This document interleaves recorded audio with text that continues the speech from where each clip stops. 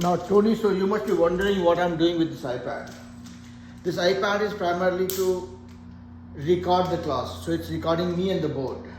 So what that means is when I'm explaining things or teaching something in the class, you don't have to worry about taking notes or anything. You have everything recorded in the video and you'll have this video for your reference, for revision, whatnot. Okay? Because we learn something, we forget things also. So this video helps you recollect those things. And as far as the class goes, I would request you to engage as much as you can, meaning don't be shy to ask questions. Not everybody understands everything the same way. If you have any doubt, don't think that it's a good question or a bad question. There is no bad question. Okay, so feel comfortable, ask questions, be as transparent as possible. Because as a teacher, if I know where my kids, I call you as kids. Okay, so where my kids are needing some help, that makes me better as a teacher. Okay, all right. So I know that some of the kids are not here primarily because of the holiday season. There's a festival in India today. Maybe because of that, some of the kids are not here, but we'll get started. So you got that? Okay. So you have a notebook and a pencil or pen, whatever. I only have a Chromebook. I don't have a notebook. Oh, okay. That's fine. I mean, I just expect. I mean, from next class onwards, you can bring your notebook and a pen because more you. Ma'am, you can take one of this one. Thank you. This keeps the mosquitoes away. Okay, thank you. So before you go, you can give it back. Okay. So, okay. So we are. Hey Vishal. Hi, sir. So I know some of the kids are not here because the holiday are not holiday because of a festival that we have in India today. So we'll get started. So what we are going to learn today, I had sent the detail about the topic that we are going to cover today, and that apparently happens to be the first unit of pre-calculus class, which is about composite functions and invertible functions. So we are starting with the first unit again. So we have completed one cycle and we are starting afresh. So we'll keep going in loop. I'll get you guys tired of the concept so that when you see a question in the exam, it will look so much familiar to you. Okay. So before I start, so I'm talking about composite functions and invertible functions. What is the definition of these two functions? What is your understanding of these functions? Yes, Vishal. I have a question. You know, when last time we took the test for like the level 3 like that, is there fun for pre-calc? Sorry, say that again. Is there a test for like pre-calculus people? I have not done that yet, but we can plan for that. Okay. The reason why I was not doing a test for pre-calc primarily because you guys are more concerned about getting a good score in SAT because that helps you get a college admission. That's why the test was more around SAT. But if you guys feel like we have to have a test for pre-calculus, I don't mind. Okay. You don't want? Okay. All right. So let's get started. So we are starting with the unit which talks about composite function and invertible function. So before I start blabbering, what is your understanding of these functions in the simplest possible way? Any definition is okay. I just want to know what is the lay of the land. Anybody? Samriddhi, Vishal, Tony, Dave, anybody? No idea. Vishal, have you heard about this term composite function or invertible function?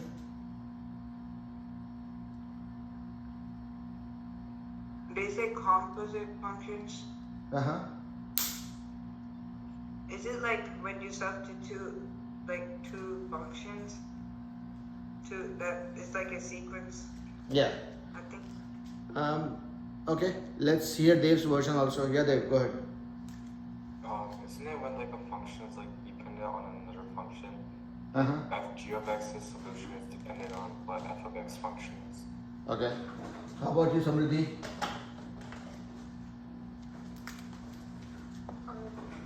I think it's just like with the f of x, it's like someone else said, just where you like plug in one function into the other for the x value. Okay. Now I think that I'll take that as a starting point. What is a function? Let's start with the basic definition of function. If I say function of x, okay, something is a function of x. Your result is a function of how much you prepare. Your strength is a function of how well you eat. Okay. Your speed in track and field is a function of how much you practice. Right. So when you say function, it essentially means you're talking about an input that gives you an output. You prepare well, you get good score. You work hard, you run faster. You eat well, you get stronger. Right? So here this is an input and this gives you something as an output. So here if you look at this function, what's happening is you're giving x as an input and this is your total output. Now if I give, see x, I'm giving x as an input. What does it mean? Nothing. X is a variable. So I will say, okay, I'm giving x as an input where my value of x is equal to, let's say, 3. Okay. Now when I put the value of x equal to 3, this tells me now I'm evaluating this function to get the output. Okay. For x equals 3. So I'll say, okay, f equals 3 is equal to, everywhere I have x, I'll replace that with a 3. So this becomes 3 squared plus 4 times 3 plus 9. Now we are evaluating this function for the value of x equals 3 and we got this. 3 squared is 9 plus 4 times 3 is 12 plus 9. This becomes 12 plus 9, 21 plus 9, 30. This is the basic starting point. Everybody with me so far? Yeah. And Tony, you will be surprised to know that I always claim that I'm not a very intelligent teacher. Because if I pretend that I'm intelligent, I will skim through a lot of things and I'll not go into the minute details. I'll always try keeping things as simple as possible. Okay. So now we learned that, okay, function means you give an input and you get an output. Here you gave x equal to 3 as an input, you got 30 as an output. So this is basic starting point for a function. Okay. Now I started with the point composite function. What is happening here? There is no composite function. So here in this case, I gave x as an input and my value of x was 3. Okay. Now when I combine this function and give another function as an input, I compose two functions together. Earlier, this function had x as an input. Now this function has another function as an input. So you are composing two functions. You are putting two functions together. Now, what will be the outcome from this function depends on what is going as an input, which is another function.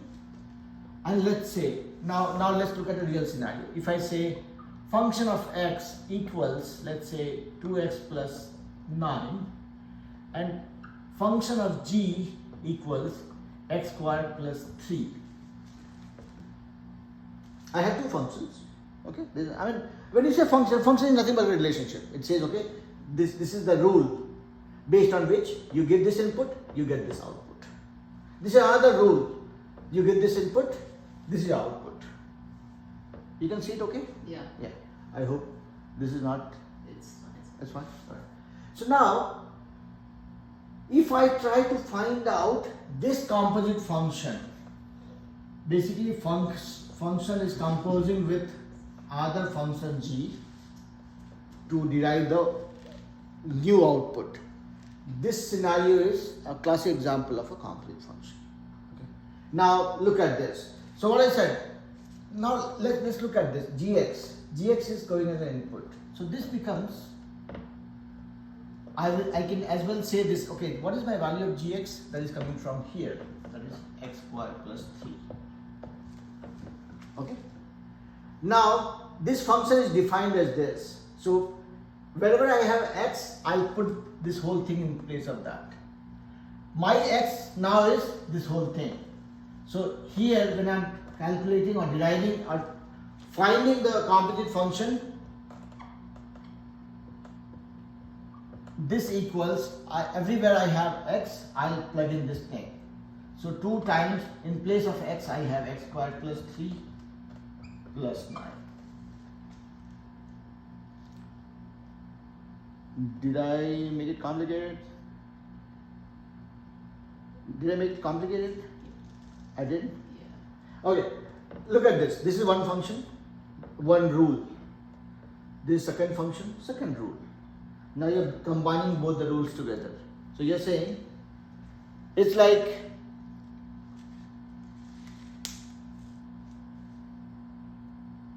let's say you are my teacher and I had a teacher when I was your age. Now what is the relationship between my teacher and you? My teacher is your teacher's teacher. Same way here. This final function is a function of function. Teacher's teacher. Now this thing is going as an input. Now what this function says, if you have to find out function of x, wherever you have x, you have to put this condition. Put this rule. Now here you don't have an x, you have another function as an input whose value is this. So I put the value of this thing here. So instead of x, I have this whole thing going as an input to this parent function. So, and what this function says, whatever is your input, multiply that by 2 and add 9 to it. Whatever is your input, multiply that by 2 and add 9 to it. Okay? So this is a classic example of a composite function.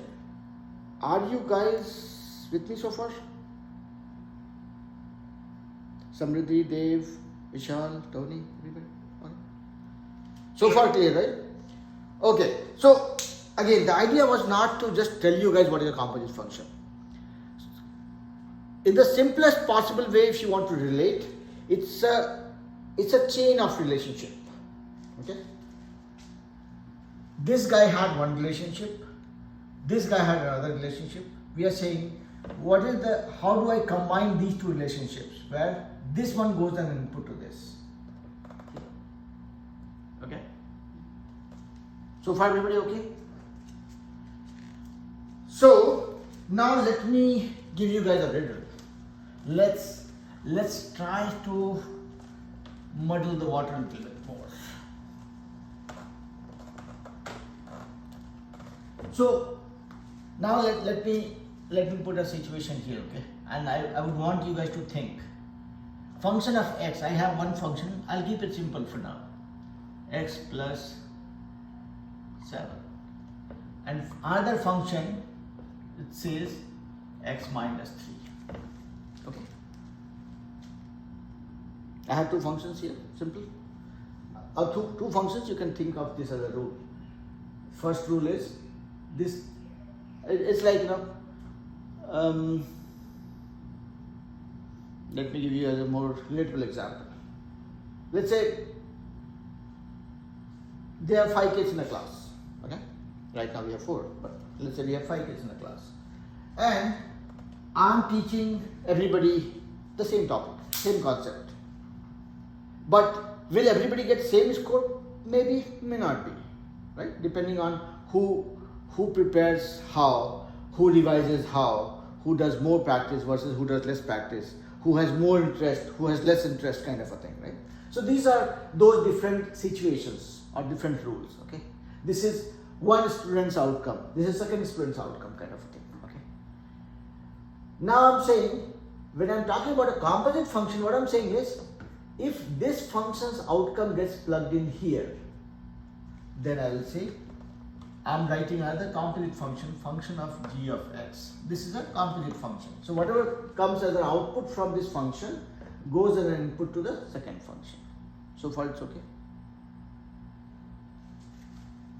Now I am adding complexity into your life.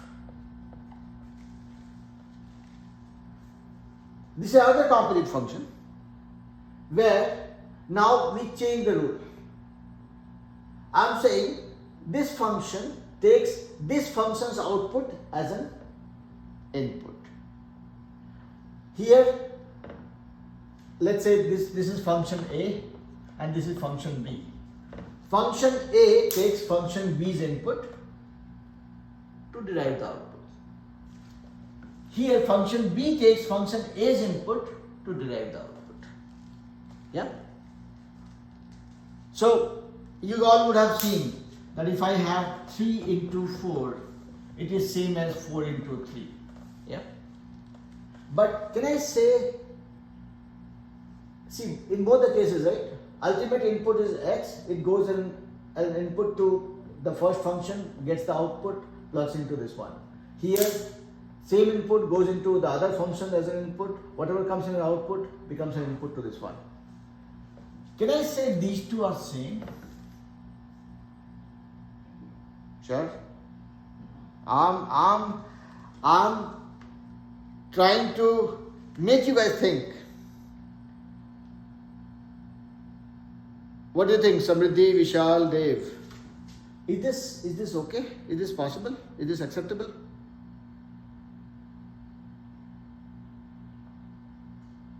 So both are composite function, okay? Both have same x as input. Here function A becomes an input to function B. Here function B becomes an input to function A. Is this rule okay? What do you think, Vishal?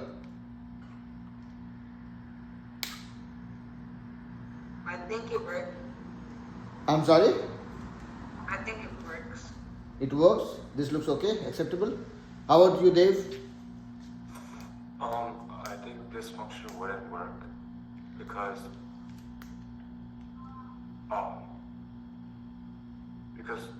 f of x, if we plug in a value for f of x, it might like give us a value back like 4 or something, and then g of 4 could be different than like something for the other function, if that makes sense.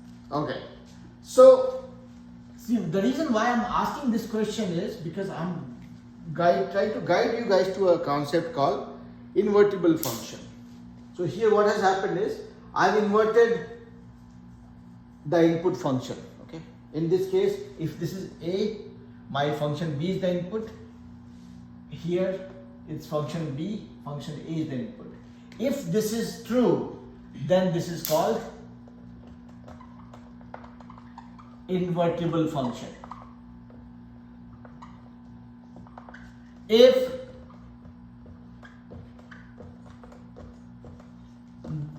this is not same as this is called non-invertible function.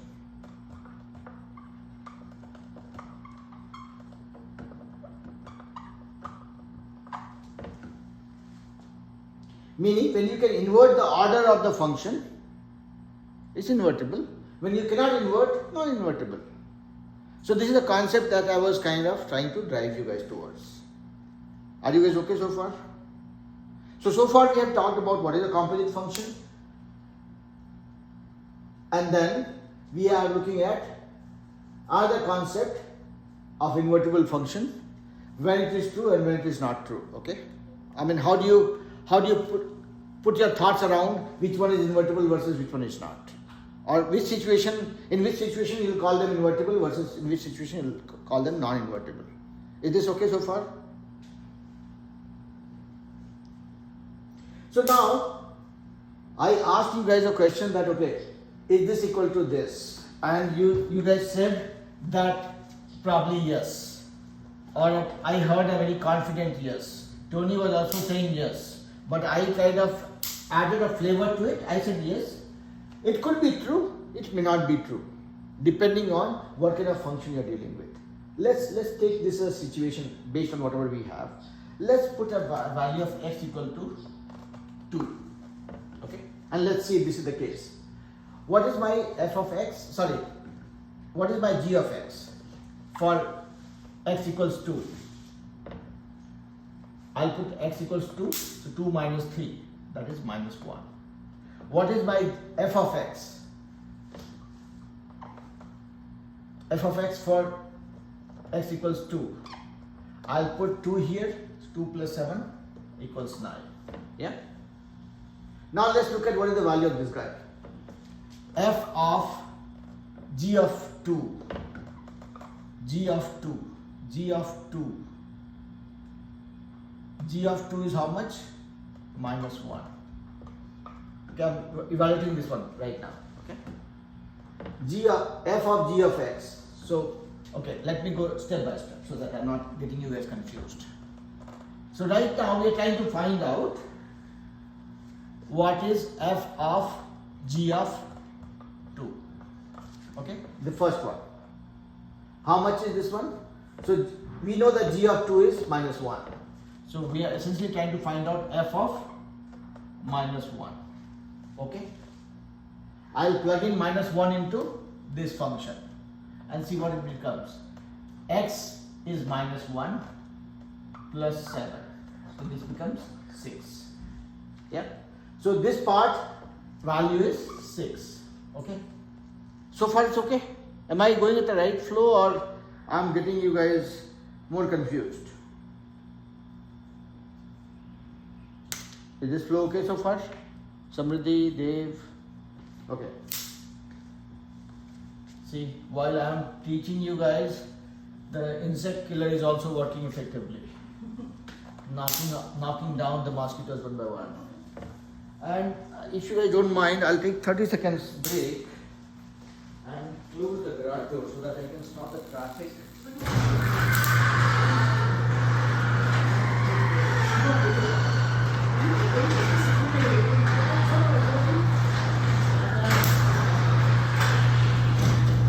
Okay, so yeah, so from next class onwards, I will request Tony to bring a notebook and pen. That's what I told her to bring it. Yeah. I'm like, what? No, so it's okay for today. This is her first class. It's just trying to see what kind of blabbering I do in the class. Let her, and she has everything here on this one. Okay, so why I need the kids to bring notebook and pen is because when I'm doing some problem and when I'll ask them to do some problems, they'll have some data. Right. But for now, she's okay. Now let's look at what is the value of this guy. Okay. So now g of f of x. What is my value of? Okay. So we are trying to find out g of f of 2. Same thing for x equals to 2. Right. That was our condition. So for x equal to 2, we found this whole thing, which is 6. Okay. Now I'm going to find out this value and check whether this is invertible or not. Okay. What is my f of 2? F of 2 we have got as 9. So g of f of 2 is 9. G of 9, I'll plug in here. G of 9 will be, I'll replace every x with this value. So 9 minus 3 is 6. Okay. So that means this is 6, this is 6. Both are matching.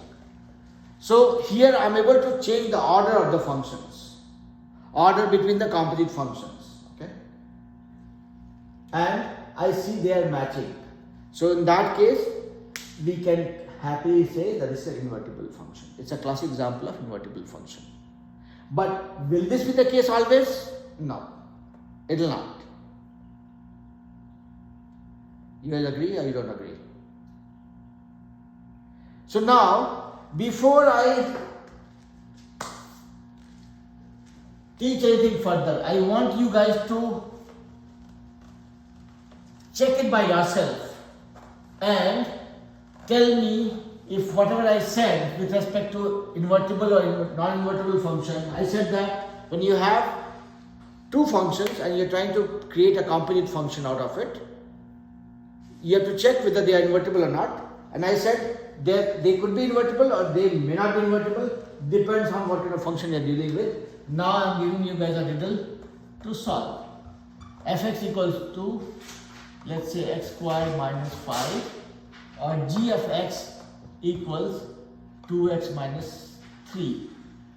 And I'm asking you guys to check and tell me whether f of g of x and g of f of x are invertible or not. How will you check and confirm?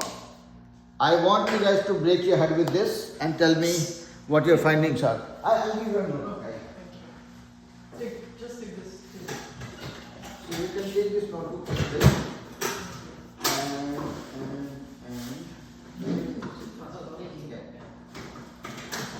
And your pen. So Dev, Samriddhi and Vishal, I want you guys to check this and tell me whether these functions are invertible or not. Or this pair of functions are invertible or not. Can I assume that you guys are giving it a try? Okay, have fun.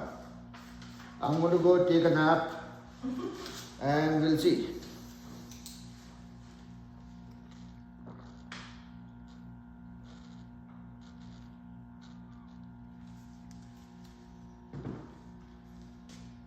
So Tony, you are clear about what we are trying to do, right? Yeah. Give it a try. Don't be worried about being right or wrong. We'll figure it out.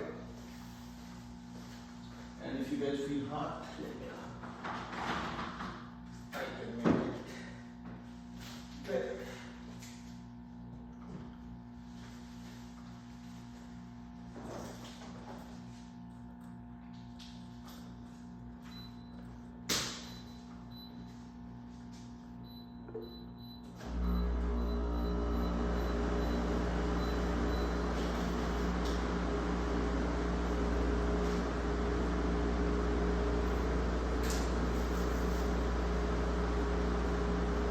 Yes, Vishal. Doesn't work. I'm sorry? It doesn't work. So it doesn't work. What does it mean? It means they are invertible or non-invertible.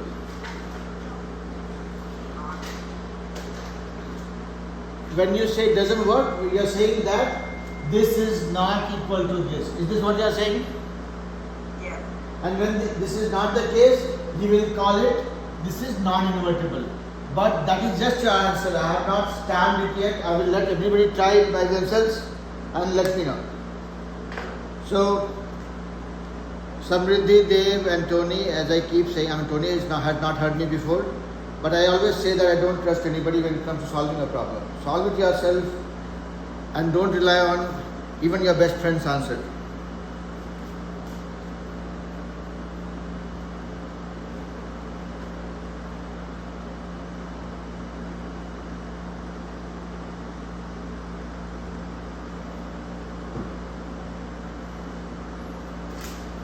So I'll give you guys 2 more minutes before I jump onto it.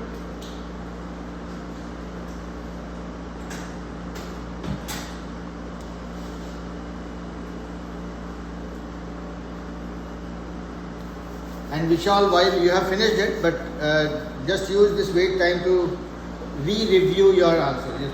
I got some right here. Okay.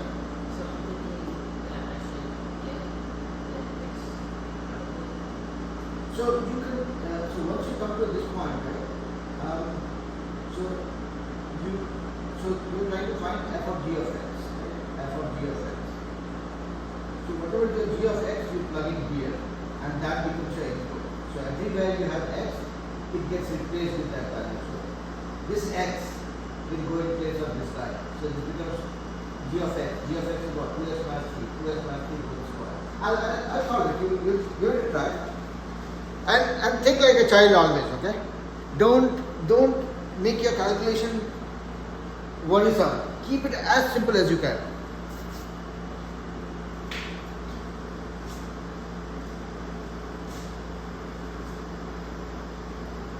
Samriddhi and Dev, what's the finding? Where are we? I'm sorry, Vita? So what is your answer? It's non-invertible? Okay. How about you, Samriddhi? I also got that it's not inversible. Okay, it's not inversible. Okay, so now I heard 3 answers, and Tony, you wanted me to explain this, right? So far Dev, Samriddhi and Vishal are saying that this is not invertible. it's very easy for me to get biased and say, okay, if 3 people are saying non-invertible, maybe they are right. But I will not trust anybody, I will find it myself. Okay, so Tony, now look at what I am doing, okay? We'll do that in a very simple, or simplest possible way. Now we are trying to find out f of g of x. It is like find and replace. Like in computer you say, okay, wherever I have Tony, I want to change it to, let's say, Tanya. What do you do in computer? I mean, you'll say Control F, find and do replace. Yeah? That's what I'm trying to do. Now find replace. Meaning wherever I have g of x, I'll replace that with this value because I know g of x is equal to this. Okay? So we are trying to find out f of g of x, this one. So what is my g of x? G of x is given to me as 2x plus 2x minus 3. This is what I have to find out. Okay, for the first one. Now, this one tells me that whatever is my input, x, it is squared minus 5. So if I am trying to find out f of 2x minus 3, what I will do is, I will put, in place of x, I will put this whole thing. See, when my input was x, it was x squared minus 5. When my input is this, it will be this squared minus 5. Yeah?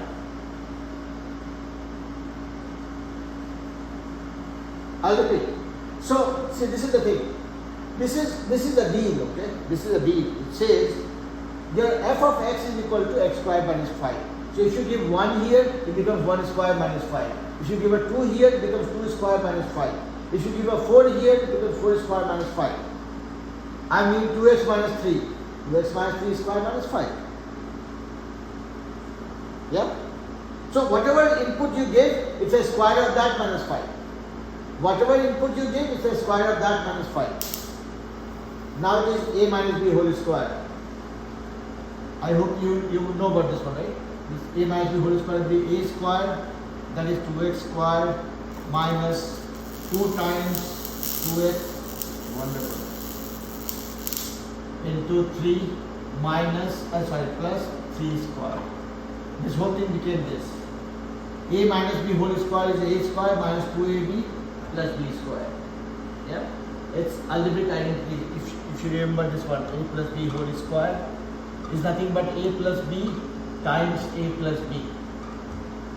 So what you do is, to break open the bracket, you will say a times a plus b times a plus b. It becomes a times a is a square, a plus a into b becomes ab, again b into a becomes ab, or dA plus b times b square.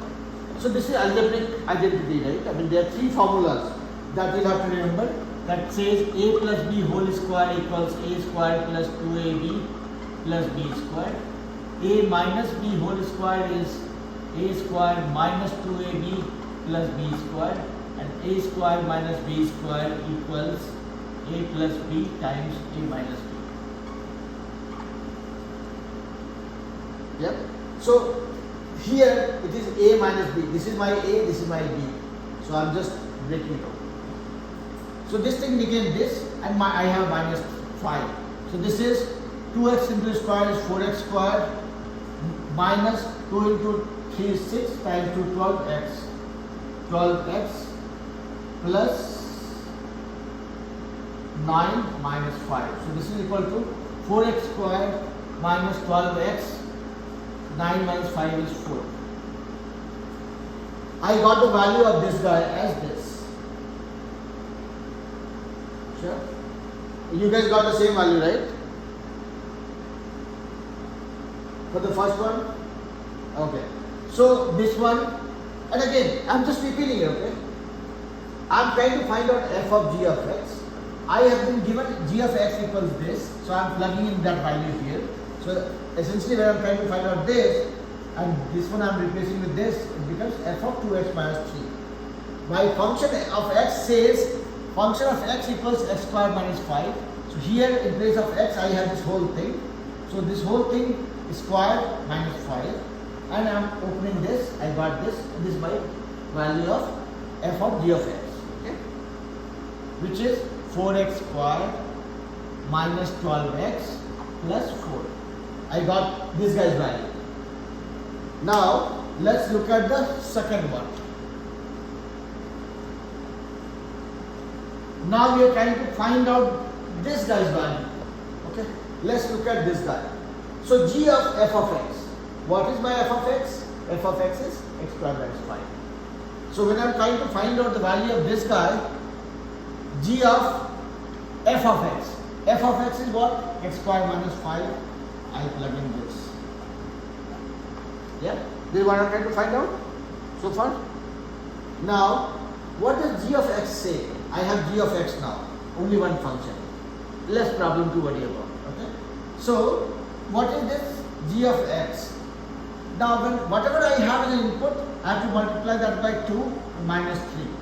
My input is this whole thing. So, I will multiply this by and minus 3. Look at, just look at it carefully, okay? Whatever is your input, you are multiplying that by 2 and doing a minus of 3. This is your input now, when you are trying to find out this guy. This is your input, you will replace, you will put this 2 times of this minus 3. Yeah? So now, if you break it open, it becomes 2 times x squared, 2 times minus 5, that is minus 10, minus 3. This is 2x squared minus 30. So this one is 2x squared minus 30.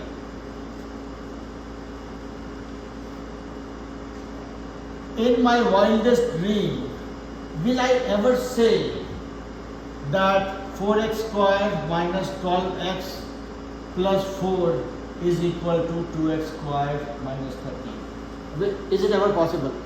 No, right? So this is not equal to this. And if this is not equal to this, we are talking about a scenario which is these two functions are non-inversible. Okay? Is everybody with me? So, though you guys will think that, okay, we had already told you this is non-inversible, what is the extra thing that you proved? I did not prove anything extra. But as a teacher, I have a problem in life. And that problem is, I don't trust anybody. It's not about not trusting anybody. It's a basic rule of thumb for math. Be it your best teacher, best student, best friend in the world, your best teacher in the world, say, okay, I am telling you this is the answer, believe me. Don't believe it. So let me solve it. Let me find it out. Because that is what stays with you. Your teacher, your friend, your family, everybody none of them will be there with you when you are in the examination hall. So that's why trusting anybody doesn't really help. Okay? Alright. So,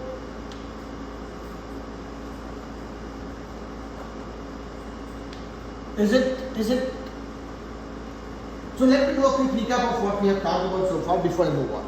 So we talked about what is the basic understanding of composite function. What is a function? Then we looked at, if I am talking about composite functions, any combination of composite functions cannot be generalized by saying that they are always reversible or non-reversible. It depends on what kind of function we are dealing with. Okay? Now the question is, when I'm saying composite function, am I restricting myself to only a combination of two functions, or this list could go bigger? What do you guys think?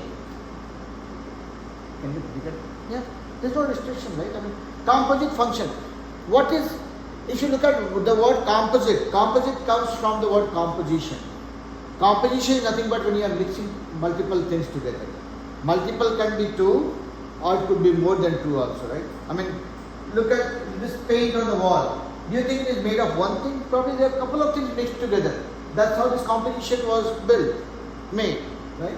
Same way, when you talk about composite functions, you can imagine your composite function to be something like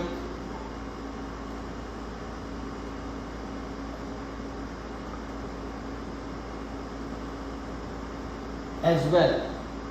Here, this is your base function. This output from this function goes as an input to this one, and then output from this goes to the input to this one. So there are three levels of the hierarchy that we are seeing in this function. The good news is you guys don't have to deal with multiple levels of hierarchy. You are better off with two levels. But when it comes to thinking about it, don't assume that any time I'm talking about a composite function, it's only two levels. It could be multiple levels also. So it goes like this.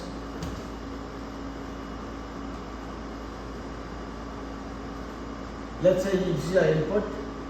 This goes the input to other function, and this goes the input to other function. So this is the input to this guy, and this whole thing output coming from this goes to this guy. And you can have as many arrows that you can imagine. And when you write this function as a composite function, you will go in this order. You will say g of f of x. So you are going from here to here, here to here. This is how you are reading it. While you are writing it from left to right, as in this input, this goes the input to this guy, this goes the input to this guy. When you are writing,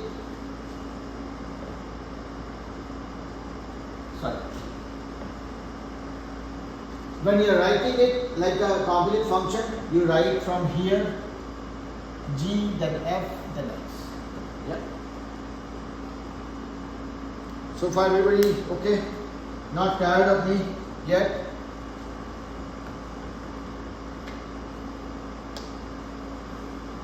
And other thing that I know you guys are kind of grown up.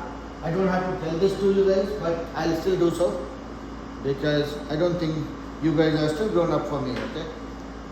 If I treat you guys like babies, don't feel bad. Now coming back to a serious point, that I keep, when I'm teaching, right, I see kids rush to get an answer. And my obvious response to them all is, I don't care about the answer.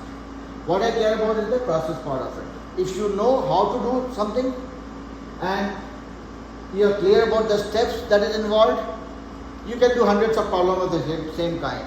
But if you are more keen on getting the answer for a given problem, you might be missing on the meat of the problem actually. Okay? So that's what we'll keep emphasizing on.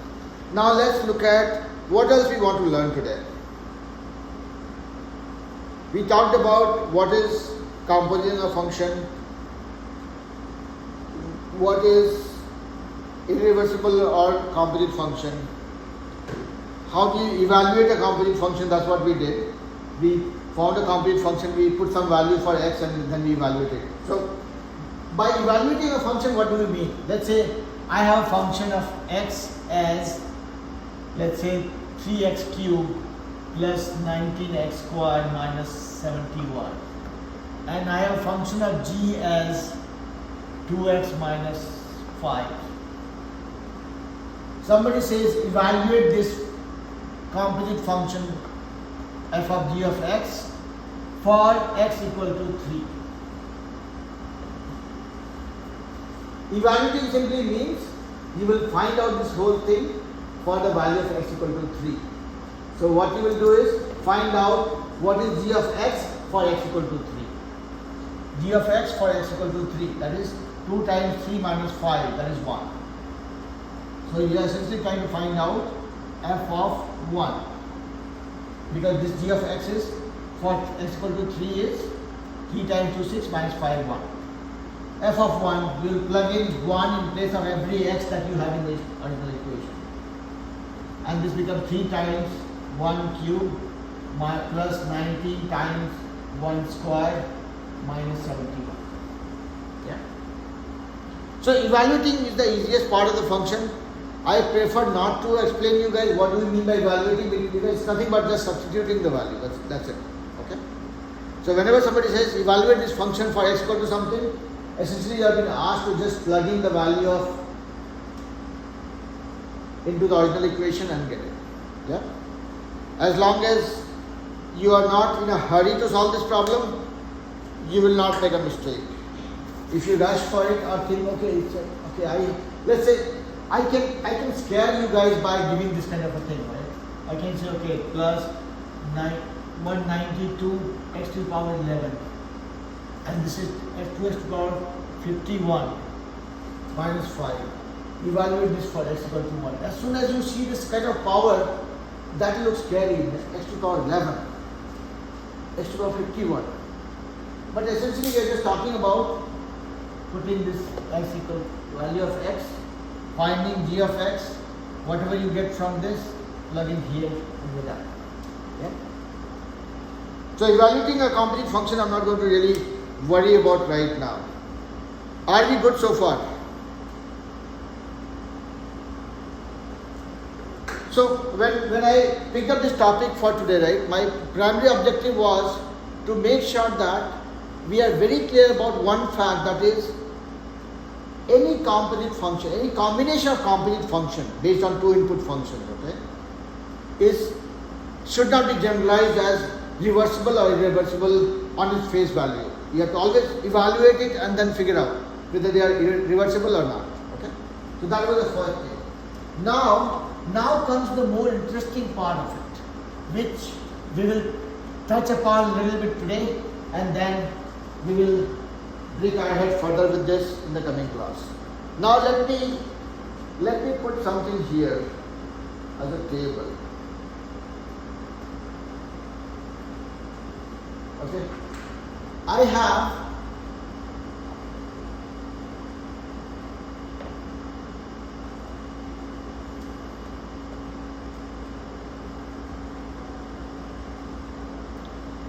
this is one table for me, okay?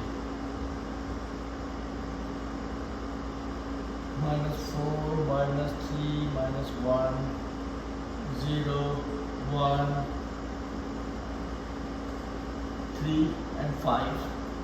F of x is 29, 19, 5, 1, 1, 11. And I have in the table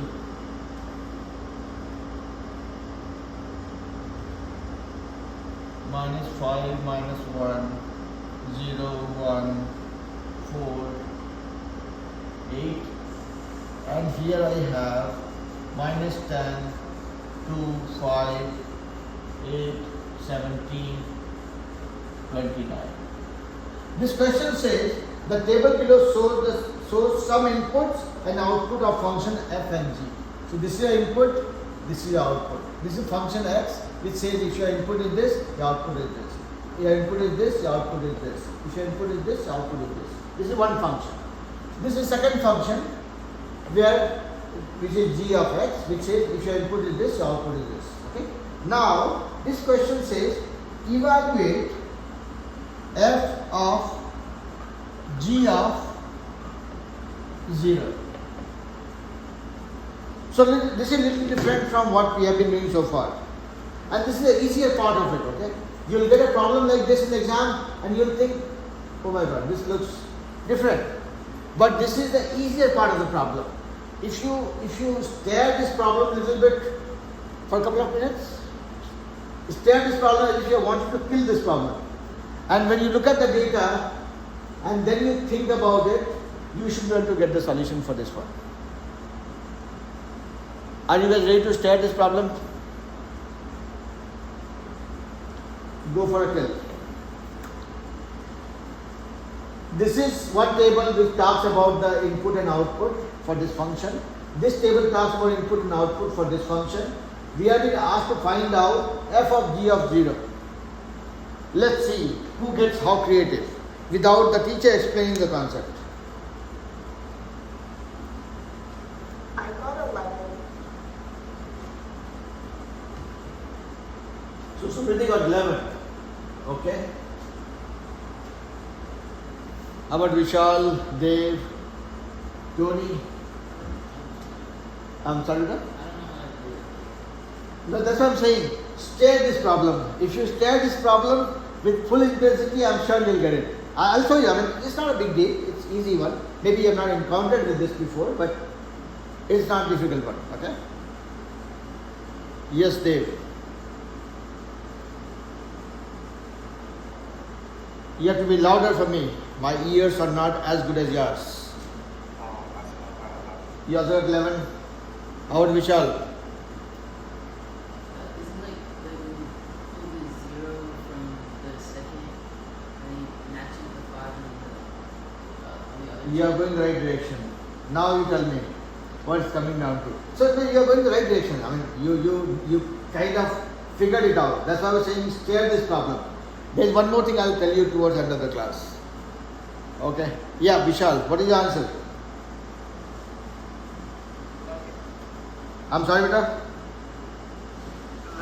11. Okay. So I keep using the word beta. Okay. Beta in my native language means son. So if I ever call you beta, don't worry about it. Okay. There's nothing bad. Okay. I'm just calling you a child. Okay. Here. So you are going the right direction. Now everybody has told me 11. I don't know whether they told me right or not. I'm still evaluating it. So I have to find out f of g of 0. Okay? G of 0. G of 0 meaning I'm talking about this table, right? This is where I have the g of 0. Let me first find out g of 0 and that will go as the input to this guy. What is my g of 0 here? Meaning when x is 0, when the input to this function is 0, what is my output? 5. Exactly. So essentially you are trying to find out f of g of 0 is 5. Correct? G of 0. When the input is 0, 5. You are trying to find the f of 5. Now you have to look for this function where your input is 5. Yeah? So this one was more to do with how you connect the dots. This doesn't have any mathematical calculation to it. So that's why I was saying, I was kind of, you started thinking in the right direction, I was just pushing a little bit further, okay? And see, did I explain this to you guys? No, I did not. You said, okay, do I have to plug in? Yeah, of course. So, there will be a lot of things that you will be able to solve by applying a very simplistic thought around things, okay? Since you know what is a composite function, this output from this function goes input to this guy. Output for this guy g of 0 you're getting from here. You found it. G of 0. Here. You found from here. Plug it in here. You got it. Yeah? This kind of problem if you come across in your SAT exam, you should be super happy about it. Because this guy will not bother you. You have everything right in front of you. You have to just look at it carefully. Done. Yeah. So when it comes to composite function, there are a couple of things. There is one more very interesting concept about it, which is around graph, evaluating composite function based on the graph. And when you look at, if I give you guys, say okay fine, I have one function of x like this, another function g of x like this, find out g of f of 3. And by looking at this graph, you might get a little baffled to begin with, okay? But then again come back to the same point that stare this graph. Like I was asking you guys to stare this table. If you stare this graph, collect your understanding of the composite function, plug it in here, it will be easy peasy. So that's what we're going to talk about, evaluating expressions based on graph and table in the next class, and then we'll do a little bit more on the invertible and non-invertible functions. Is that okay? Is that enough for today? Or you guys want to spend 2 more hours with me? No? I'm just kidding. Alright. So with that being said, I will let you guys go, but before I let you guys go, there's a small speech for Tony. So, do you know these sports? Which one? Basketball. Okay, so this theory is around track and field. Who wins medal in a race? Who ran the best? It's relating to track and field. I'm saying who wins the medal in the race depends on who ran the best. And there's a theory here. Here this ran, if I break it down, this stands for V. A stands for analyze. And N stands for Nike. What does Nike say? Just do it. So what it means here for us from a maths point of view is, when you have a problem to solve, read it once, twice, couple of times. Then you analyze. When you start putting your thoughts together, okay, this is what the question says, this is what I know, these are the formulas I'm aware of, this is what I'm going to combine, and then this, you're kind of making a blueprint. And then you go to Nike. Where we go wrong is, you have a problem to solve, you straight jump onto this. If you pick a wrong path, you're here, you have to go here. If you took this path and came here, you are wasting a lot of time. There could be a straight path which will take least time for you. And that straight path versus this path you will be able to figure out when you are analyzing it. So, summary of this is, whenever you do any problem, whenever you are solving any problem, make sure that you follow this silver bullet. Read, think through it, and then you do it. You might think that I'm wasting time. You're not. You're actually saving time which you'll waste otherwise. So that's why I was wanting to re-emphasize that every time a new child comes to the class, I repeat this theory. Because I believe that this helps. And in a way, for all the kids who, even if you guys are tired of me, it just re-emphasizes the importance of this approach so that your chances of going wrong gets minimized to some extent. Alright? With that being said, I'll let you guys go. Enjoy the rest of your evening. Have a good dinner and good rest. Talk to you in the next class. Bye bye, beta. Bye, Samriti.